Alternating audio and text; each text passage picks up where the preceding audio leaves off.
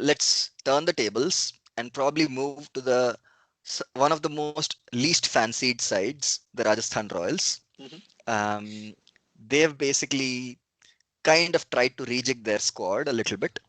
Um, one of the ways they tried to rejig was to actually let go of Unadkat and then buy him again for a much lower price.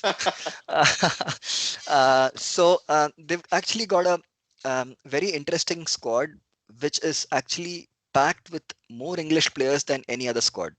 Yeah. And one of the factors that helps here is that English players among the rest are going to be the least rusty. So they've got the likes of Butler. No Stokes is a big setback, Yeah. but there is Tom Curran Yeah. and there is Jofra Archer. So three of the players who would actually walk into an English 11 are actually in Rajasthan, and then they are going to be ably led by Steve Smith.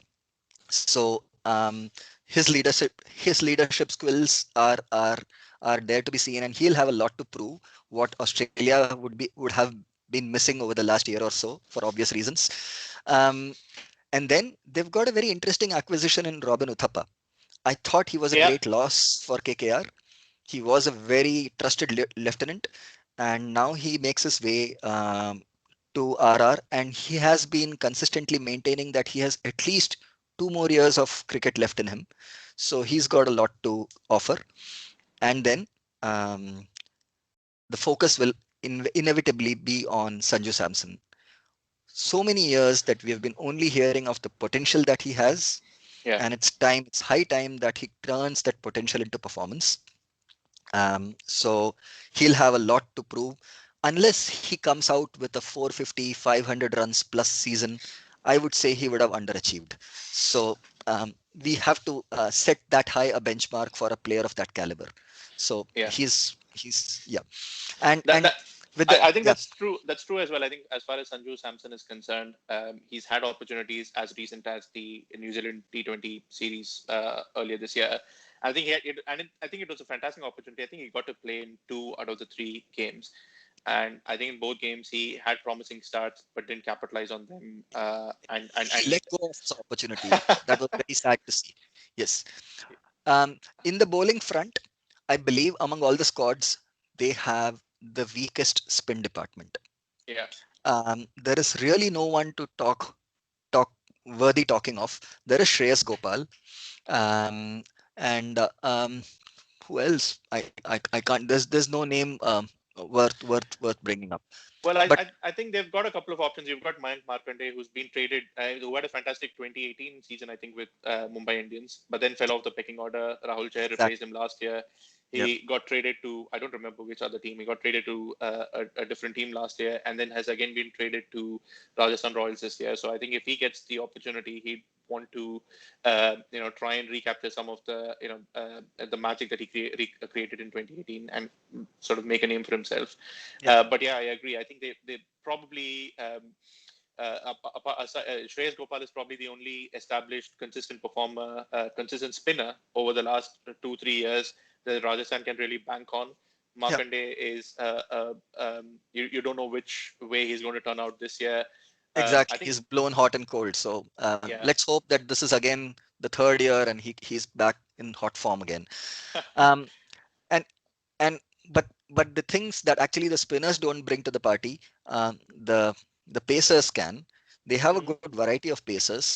In Jofra Archer, it's needless to say he probably the best pace bowler going around right now.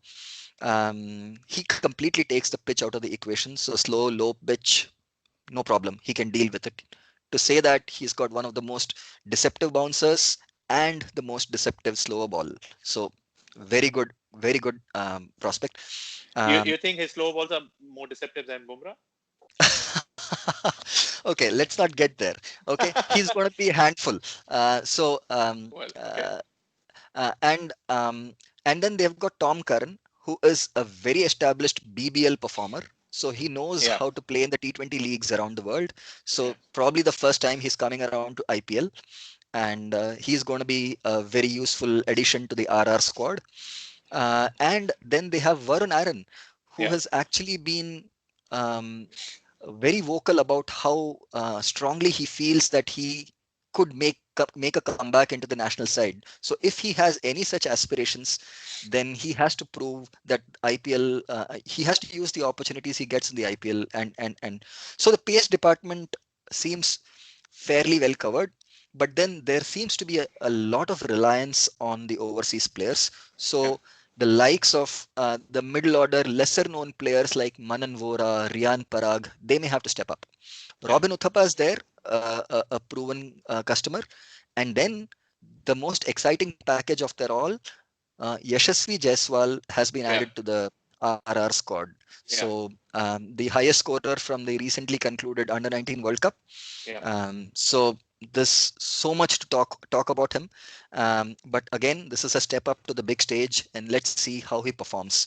So yeah, as long as the Indian players can hold their own, the overseas players have enough quality to see them through.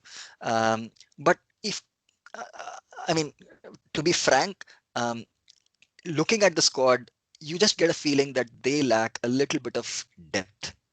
mm, Um, if you get a very stable starting 11, it'll be very hard to play around with the combinations beyond that. yeah, So you just have to, the loss of Stokes would be a big loss, yeah, certainly. yeah, So let's see how well they can make up for it. But between Archer, Karan, and Andrew Ty, depending on what combination they choose to play, they have excellent death bowling. yeah, And Unadkat, every time he gets taken for runs in the IPL, he goes back to the domestic circuit, proves over and over again why he is again such a valued proposition. So let's yeah, hope that he comes back a better, smarter bowler. And with that, with Joss Butler and Sanju Samson and Yashasvi Jaiswal, they can get flyers, and Steve Smith can be there to and not to forget, they've actually acquired David Miller from Kings 11.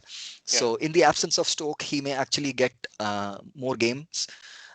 So all in all, there are sparks here and there. I still don't see how they can build a cohesive unit around that. yeah. But on their day, with those sparks, they can actually light up the evening, and probably be a stumbling block for some of the other more fancied sides. Yeah. So Uh, I do have a couple of observations. I think one, I think in the absence of Ben Stokes, it presents a wonderful opportunity for Tom Curran to actually make a place in the starting 11 his own. He has previously played for KKR, but again, I think that was, I don't remember if it was last year or the year before, mm, um, without a lot of success. But since then, he's gone on to establish himself in the Big Bash. He's gone on to establish a more regular more regular place in the starting 11 for the England team. He was part of the World Cup winning squad.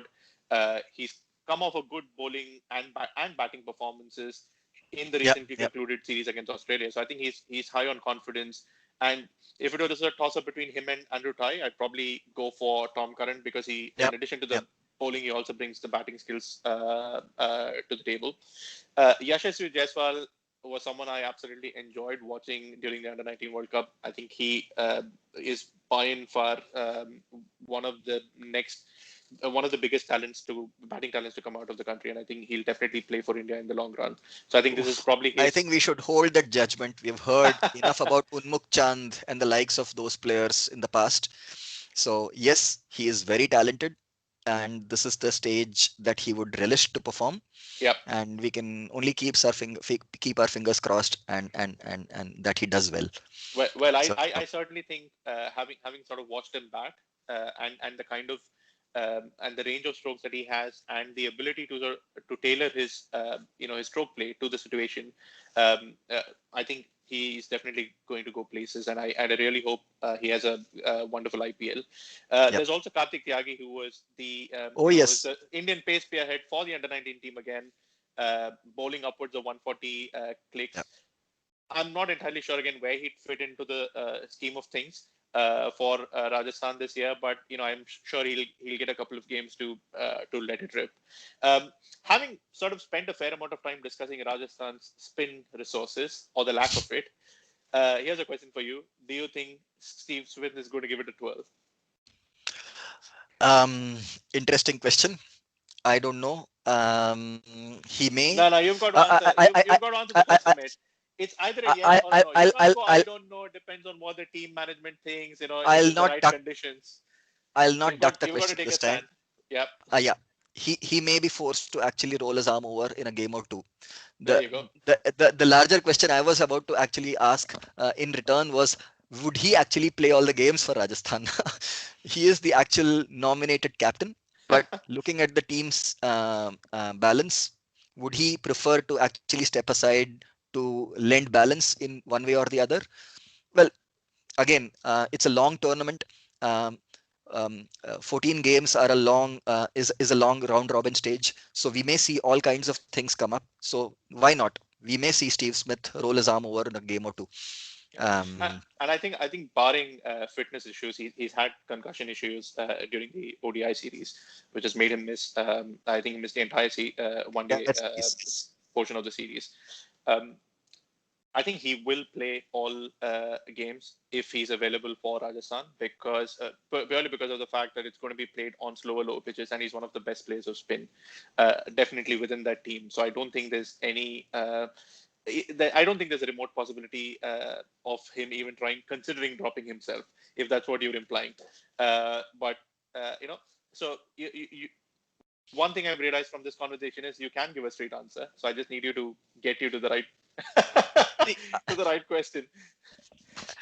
well, there are no straight answers, right? So this is an uninvited opinion. So we can basically have any take on the situation that we want.